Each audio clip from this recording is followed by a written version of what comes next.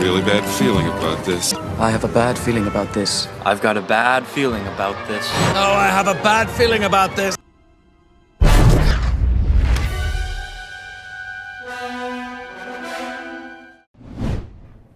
Hello there, and welcome back to the show. Episode 2 of Ahsoka, finally. Right, so thanks for if you've watched the previous sort of review breakdown of my thoughts. So we're going to take it from episode 2. I mean, I hope it gets better. No, probably not going to happen. Yeah, I'm not expecting much. The writing's been a bit terrible. I doubt it'll improve, but let's just look into it and see where the issues lie with this, because it's littered with like inconsistencies, lots of plot armor, not just any plot armor, Mandalorian plot armor, which is basically like it's plot armor that's super thick, like, adamantium thick. This is the way. This is the way. Shut when you think about it. Indestructibly thick plot armor. Anyway, here we go. Ahsoka, episode 2. Right, so the episode starts with obviously Sabine got killed.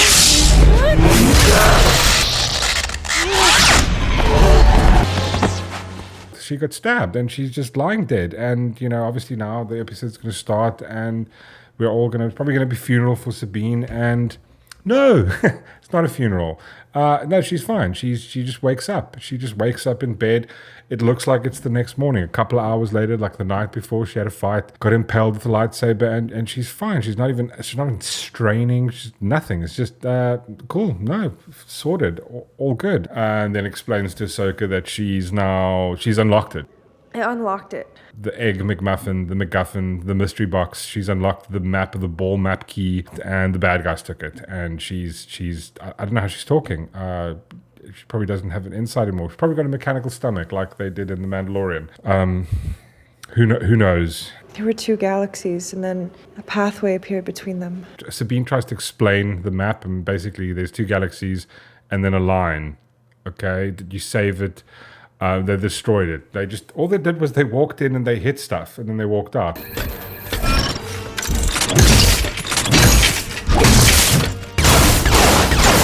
I mean, do they know how hard drives work? Maybe they should have poured water on, exploded or self-destructed in the building, and then yes, and you can go like it doesn't exist anymore. But they just went in and then it's destroyed, whatever it was. Like, okay.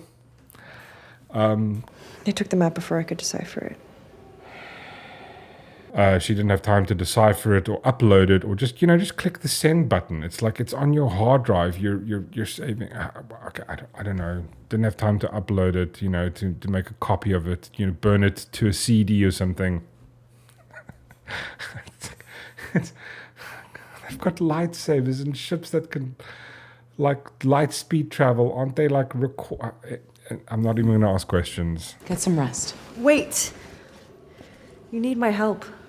No.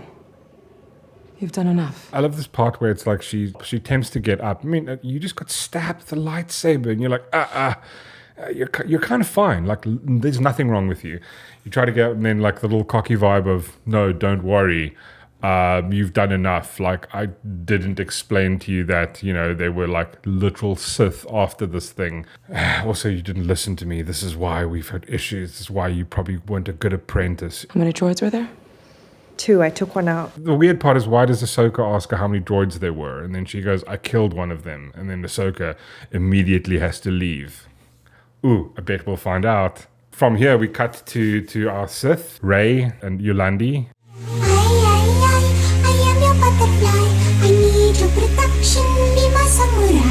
They're on a planet. It's obviously an evil planet because of the red trees and it's cloudy. And then it's weird though, because it almost like this is probably the longest ship flying scene and then people walking I've ever experienced. It feels so long. Just get there already. What's with the? I mean, I don't understand. What is Dave trying to do? Is he trying to create drama by just making things take slowly? Is this how we create drama? Slow, walking slow. Okay, it looks like the ship just flies and then lands there. Like, did they they search for it? Did they fly around? Because I mean, he goes, we found the place. Okay, it's an entire planet. I mean, did they scan for stuff? Did they fly around? Did they send things? Just like they just found it. They flew. Oh, look, there it is. Drop, stops. We found the exact place that we're looking for. Contact Morgan.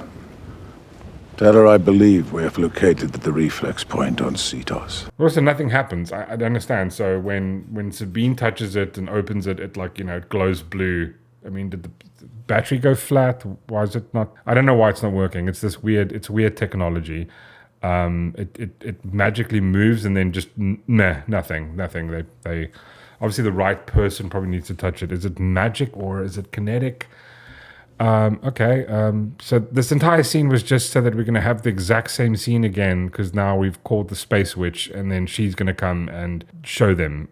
Okay. Again, it's just a very slow, pointless scene. They could have rather done a thing where they've got like those random scout, the one that they tracked down Sabine with, and just have those things flying around. Just like send out 30 of them like they did in Empire and just have them, scan, here's a weird ancient artifact. And then they all come there together or whatever.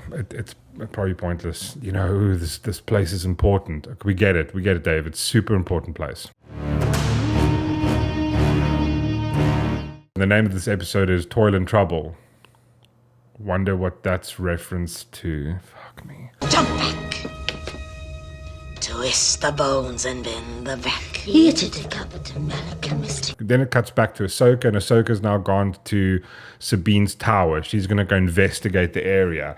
And this is weird. She gets there, no one is there. This happened literally the night before, and there's no police. It's an attempted murder, robots came, attempted to murder almost like a war hero, and there aren't cops. The same cops from the previous one that tried to arrest her because she wasn't at a ceremony.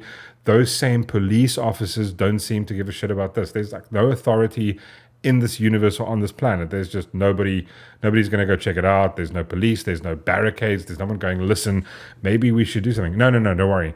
Detective Ahsoka is on the case. That's too bad. Another thing,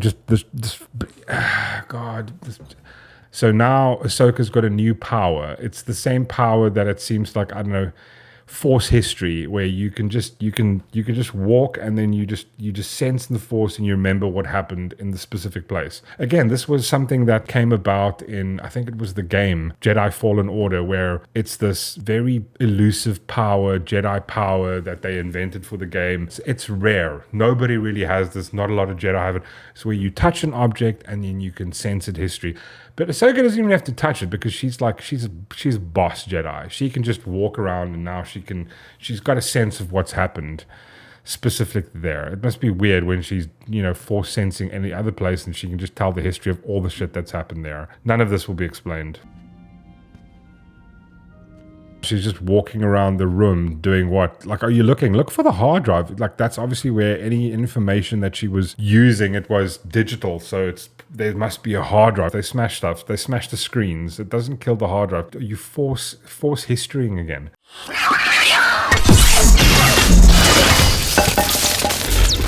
And then we've got the robot. I have no idea why he stayed there. That's weird. Why didn't it self-destruct? She did the exact same thing she did in the previous episode, where she cut its head off and it self-destructed. Initiate self-destruct protocol. This one, just no.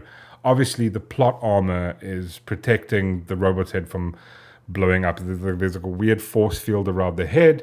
It's a force field of plot armor because they're going to obviously use the head now. And again, why would he be there? Anyway, I'm asking too many questions. So obviously now she's got this head. We're going to take it to someone who's an expert in robotics. They can take it apart. Maybe they can tell you, the GPS history of the previous places it's moved to. Obviously, this is what I would do. I would go to go to the robot company that made it. Maybe just look for a serial number, a barcode on it. Where was it just before it got here? They're going to do that. Yeah, definitely take it to a manufacturer and sort it out. No, of course not. they're going to take it to Sabine, because Sabine is not only a Mandalorian, also a Jedi apprentice, also like an archaeologist, historian. She's also a engineer, technical, robot building, robotics major. Her skill set is amazing. Like, I mean, she'd probably get a job anywhere. She's that good. Are you sure you're up to this? Like me, this kind of droid is incredibly resilient. The droid's resilient, therefore I am. You were stabbed with a lightsaber. Your insides are liquid. Don't worry, plot armor. Disney. They have no clue how lightsabers work. It's just she's fine. A few hours ago she was impaled with the hottest thing in the world.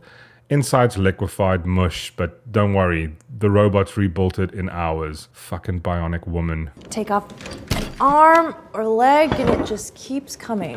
That means they have several built-in backup systems. Why would the robot have a backup system? Isn't this like an absolute design flaw? It's an assassin droid.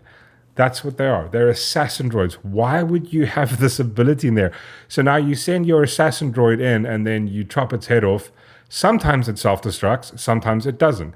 The times it doesn't, you can just pick it up and then you can go, oh, look, this guy owned it, and then you can go arrest the person.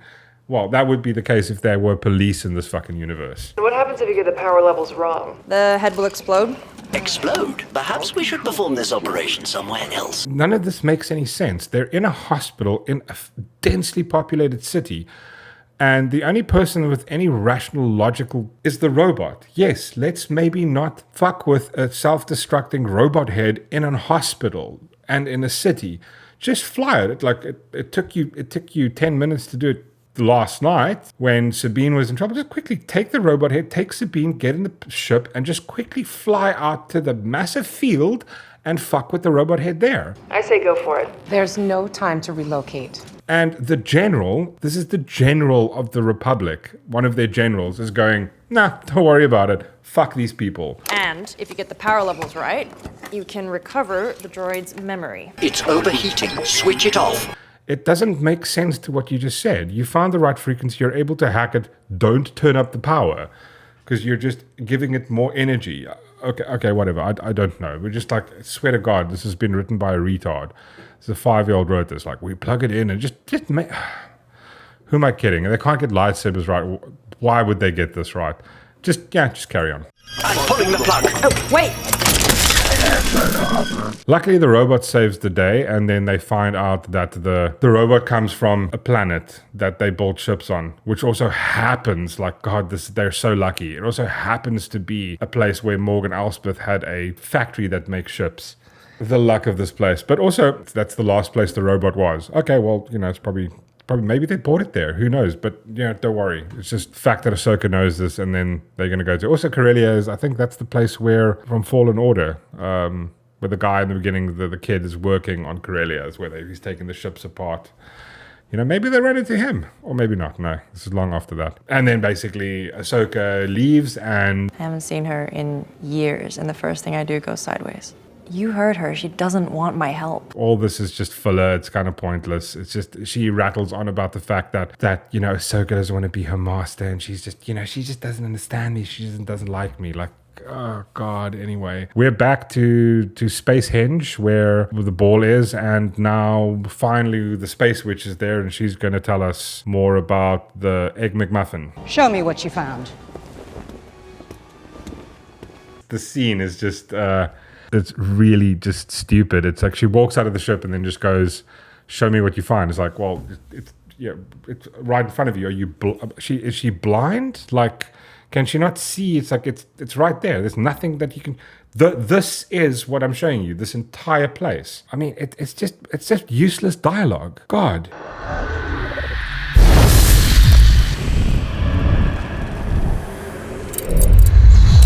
And then we have this scene with the sort of the witch magic. It's just weird because when Sabine just moved the dials, it did magic. It just opened up like a digital weird futuristic map. But now you kind of need space witch magic to activate it. I mean, Sabine wasn't even using the Force. She just picked it up, changed the dials, and then now you're You're doing space magic to it with your finger. Okay, is the battery flat? Just make it make sense. Some kind of consistency. Like you want to show that she's got witch magic, but maybe use it in a different way. Maybe in a fight scene or something. Do they not have the exact cable? Is it like the Apple thing where it's like this thing takes USB-C and all the cables now, in the future where they are, because it's an ancient ball, they're all, future cable. Like USB-C just doesn't exist anymore. They can't charge it. She's got to use witch magic. So then we've got a whole scene where it looks like the ball kind of aligns with the place, with the planet, and then kind of shows them exactly where it is. Almost like the way Stargate works. You need like a point of origin, and then you can get your course, which is cool. That is our destination, while Grand Admiral Thrawn is banished. Right, okay, cool. So now they know where they're going. The pathway to Peridia. Balin mentions that this is an old, ancient, historical story, a myth that was passed around by the Jedi younglings. The children at the Jedi Temple call it that. It comes from old stories. Fairy tales. My main question still remains is how do you know that Grand Admiral Thrawn is there, and maybe Ezra? How would you know this? Do they have email?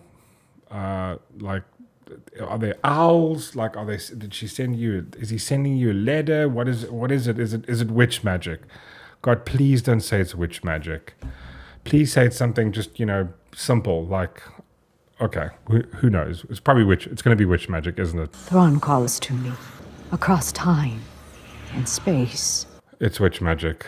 Thrawn calls to her. Okay, so, I mean, I didn't know he's a telepath. Okay, so he's using, like, space witch magic telepathy from the banished place. Okay, so she can hear him. Right, how did we figure out the ball? Did he tell you about the ball? Did you know about the ball? Have you always known about the temple? Why would so the ball just shows you heard his voice, but you don't know how to get there, and he said it's this place, and then somehow you remembered an ancient temple? Or did he also email you the coordinates of the ball, or that the ball would lead to him? How did you... Okay. Anyway, I'm asking too many questions. The Eye of Sion is on its way here.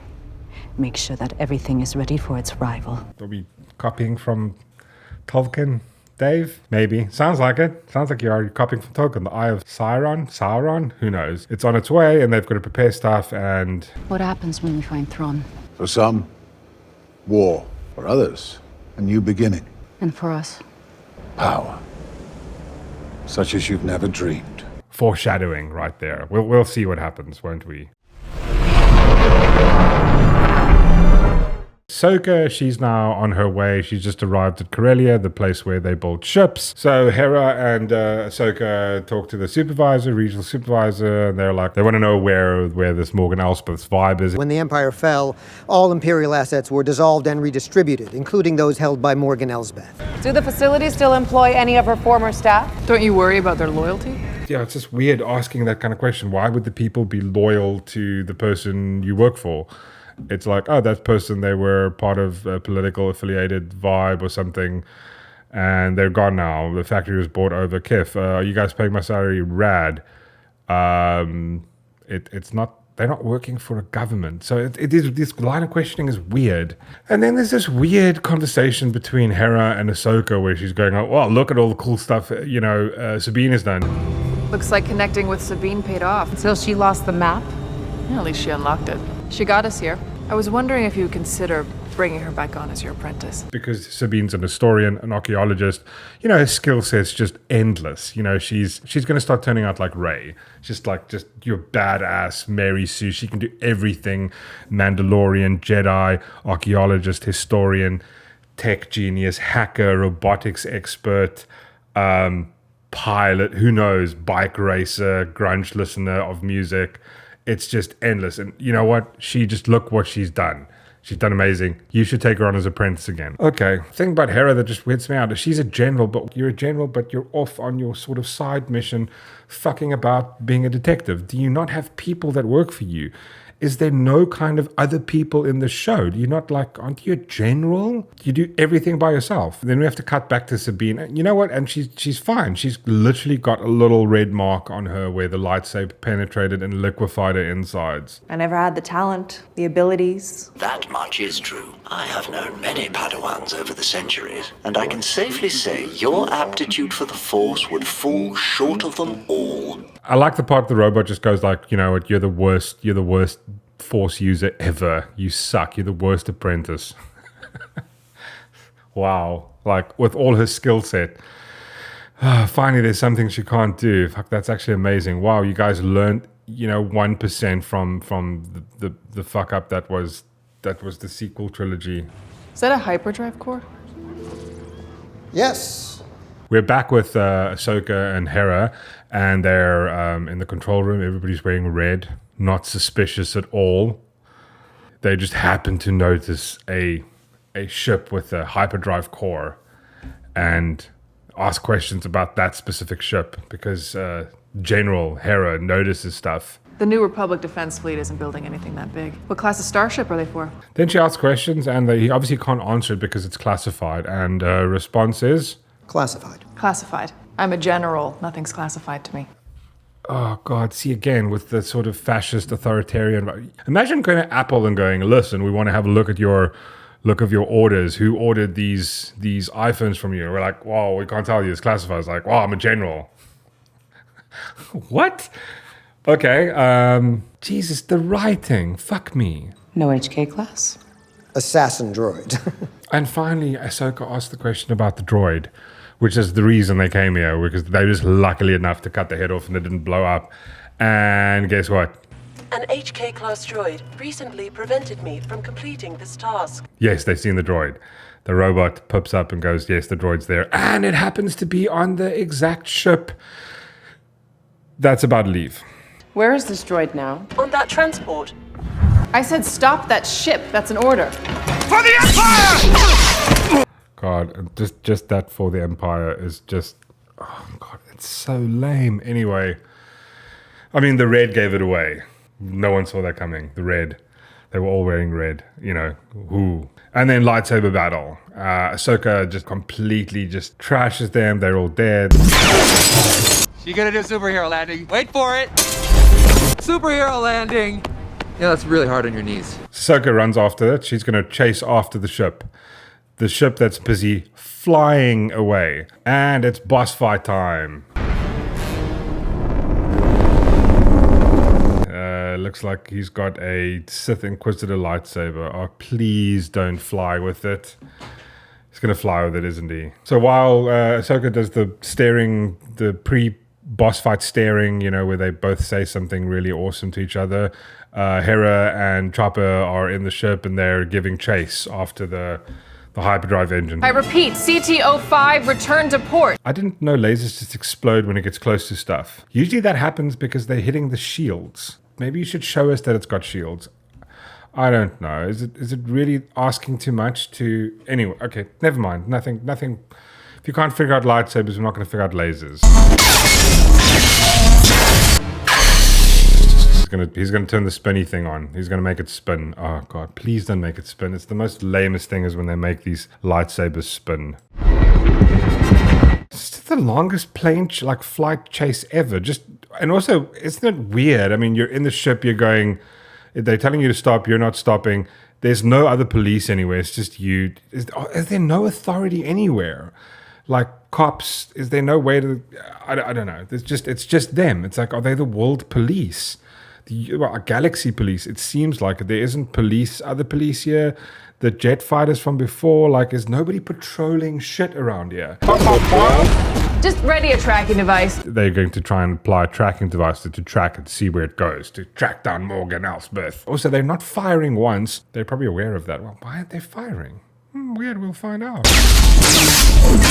While Ahsoka is still having a battle with, his name is Malik, but let's call him Black Knight. She's fighting the Black Knight. Let me give credit where credit's due. Probably the best lightsaber fight since Disney bought Lucasfilm.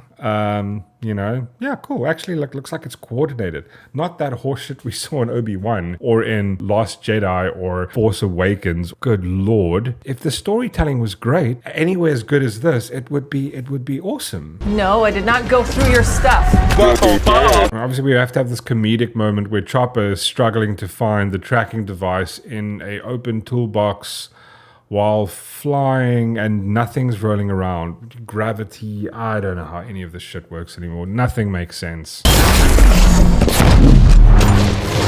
Oh, please don't make it spin. Please don't make it spin. He's making it spin. It spins now. And then he chucks the lightsaber. Why would you just throw your lightsaber and then run away? He probably has more lightsabers. Anyway, I don't know. They don't know how lightsabers work.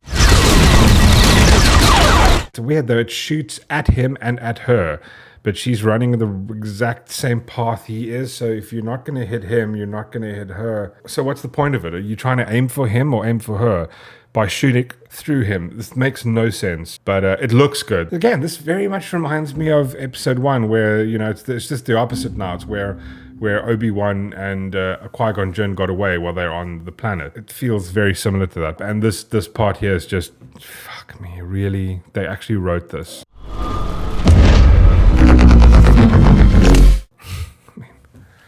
Wow, how far could he reach? Because he threw it quite some far away. Anyway, none of it makes sense. He probably said Accio. That's probably what happened. Accio Horcrux. We couldn't hear him. He's got the mask on. He said Accio. That's why. You can see him holding a wand.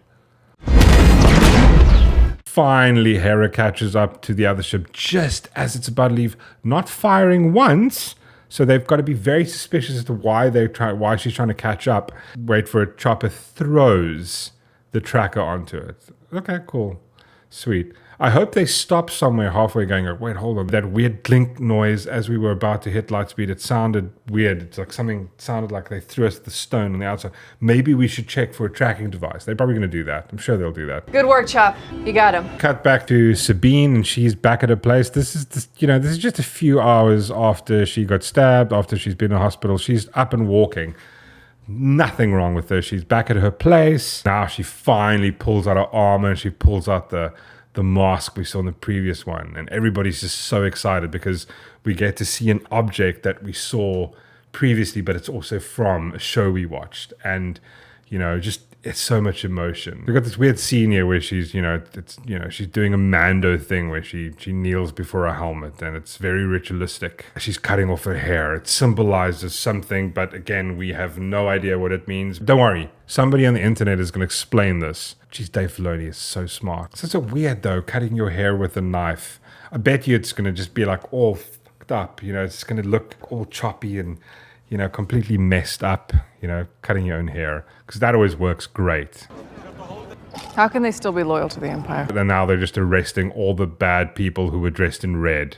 And all the workers, or some of the workers. I don't know how they're going to figure out who is good or who is bad. It seems like they're loading up everybody. Anyway, and obviously the guy who's managing the factory, I'm not sure what he did wrong. The things were classified. He said it was classified. Obviously that's a criminal offense in this world, in this galaxy. Fascism. And then this part's weird where Ahsoka gets on a ship and all of a sudden there's a email, a voice email, a hollow mail. I'm ready. If it's a voicemail, it's weird because she just kept quiet for 10 minutes and then went, I'm ready.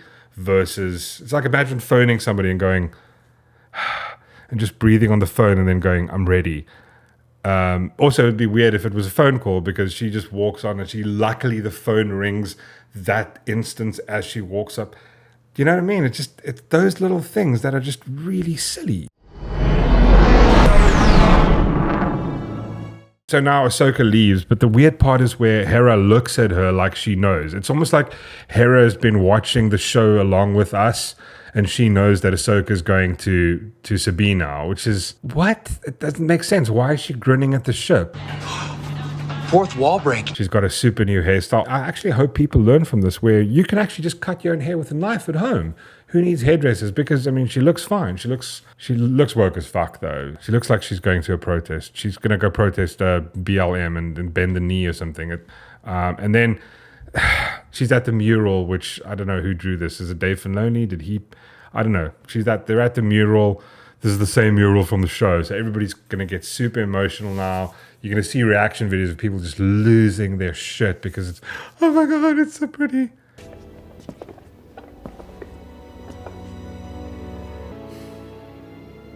Sort of the same scene from the end of Rebels, like the end of season 4, the last episode. It's sort of a reenactment of that at the mural, at the same place, and Ahsoka's wearing similar clothing. Okay, cool. And then they get a transmission, so the robot comes out and tells her, cool, we know where it is. It's this planet Seatos, and they're going to go there now. Awesome. And obviously we've got all these filler shots, just another one of many where it's just the longest filler shot, just this spaceship slowly leaving. Just to make up time, to make the episode feel longer. Take us out, Padawan. Oh, and then Ahsoka calls her a Padawan. Oh my God, everybody is just, this is the best moment ever. Yeah, Ahsoka's got a Padawan. Ahsoka's got a Padawan. Then we get this epic shot of whatever this thing is. This looks like a Death Star, but it's not a Death Star. It's a big circle Death Star. There's no inside. It's just a big, massive circle. But it's very much still under construction. Remember that for later. And then we finally get to see our Space Witch. And it's also weird, as somehow her technology is different from everybody else's technology. She's got sort of Space Witchy green holograms as opposed to the sort of standard holograms. It's like everybody's using sort of Apple and Android, and she's using jelly. The appearance of Ahsoka Tano on Corellia troubles you. It does. What do you see? So obviously Balin has a look into the Force, and he says, she's coming. Kill her. It'll be a shame. There are so few Jedi left. Sentimental. Truth. It brings a bit of mysterious to him, a bit of intrigue about Balin. Like, why does he feel this way? I'm probably the only character I'm interested about. Like, there's actually something going on there, as opposed to Ahsoka being like a plank and Sabine just being, you know, overly skilled. He is a bit interesting. The character is questioning, maybe the line of questioning, or what is going in his head. What is he planning? It seems like there's something up there. Who knows if it goes anywhere or goes nowhere. And then the show ends, and that's it. That was episode 2. Wow. Okay, not really much happened. Lightsaber fight, lots of luck, very slow moving, a lot of filler, a lot of like, really felt like they're trying to drag this out as long as possible. It feels like they had to have Sabine figure out their head so that Hera and Ahsoka can have the conversations about, you know, maybe you should take us on an apprentice, because the reason we're here is her. No, the reason here is the writers, plot and luck. Just lots of luck. What you see before you, ladies and gentlemen, it's a curious little potion known as Felix Felicis, liquid luck. Yeah, other than that, it just seemed pointless. It seemed like there wasn't stakes. It's just like another lightsaber fight. Based on the fight between Sabine and Shin, or Yulandi, sort of the after effects of nothing happening to her, just basically her being able to walk it off, diminishes the entire concept of stakes. It's like, okay, cool, well, no one's going to die. Nothing's going to happen to Sabine. Nothing's going to happen to Ahsoka. And I'm not even worried that something might happen to them. It's like, I couldn't be bothered. You know, Balin might die, and one of the chicks might die. Maybe the Space Witch will die. Ahsoka, Hera, or Sabine, nothing can happen to them. They've got plot armor as thick as, adamantium claws. Sort of very empty episode. Just nothing happens. No actual dialogue, just pointless fetch quest. Still shitty writing. And I mean, again, the choreography regarding the lightsaber fights, I'd say it's better. It's better than anything Disney Star Wars has produced so far. But fuck me, if only the story could meet sort of that. You refer to the prophecy of the one who will bring balance to the Force. And they could be both on the same par. I mean, why could Dave Filoni not go and hire an actual writing team? Oh wait, it was because they're on strike. Put enough monkeys in a room with a typewriter, they'll produce Shakespeare. Let's see, a something by any other name. Yeah, Ahsoka episode 2, pouring his balls. Anyway, that was it. Thanks so much for watching. I'm going to do episode 3 really soon. And remember, as always, please hit the like, hit the subscribe.